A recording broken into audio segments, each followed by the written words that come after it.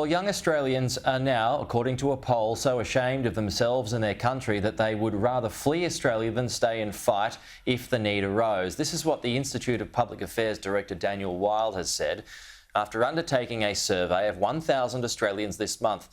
And he joins me live. Just elaborate more on the poll and what this says to you, Daniel. Good morning.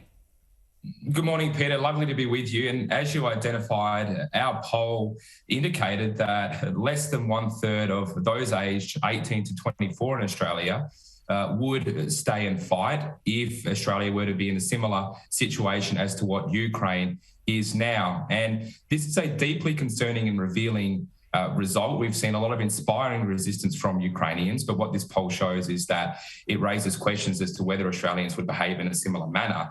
There's a couple of reasons that is driving this result. One is that we've simply taken our way of life and our values for granted for many years and simply assumed that everybody would broadly agree that Australia is a country worth defending. But the second point is also that young Australians are too often presented with a very negative view of our way of life, a very negative view of Australia's culture and history, whether that's in schools, whether that's in universities, whether that's from certain sections of the media and especially the public broadcaster. Australia's history is often portrayed as one of racism, of oppression, and in a very negative way, when in reality, Australia's history is one of making pioneering advancements in freedom, in democracy. We're one of the most tolerant nations in the world. We've had millions of people come here from all over the world to be in a free and prosperous nation such as Australia's. So the issue is that when you're presented with a negative view of our nation, it isn't surprising that so few young Australians are now willing to defend it.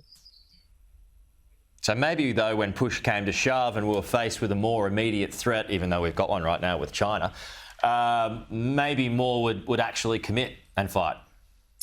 Well, that's certainly possible, Peter, but it would be better to see higher responses in anticipation of any potential threat. What we're seeing is an escalation of conflict in Europe, rising hostility and uncertainty in the Asia-Pacific region.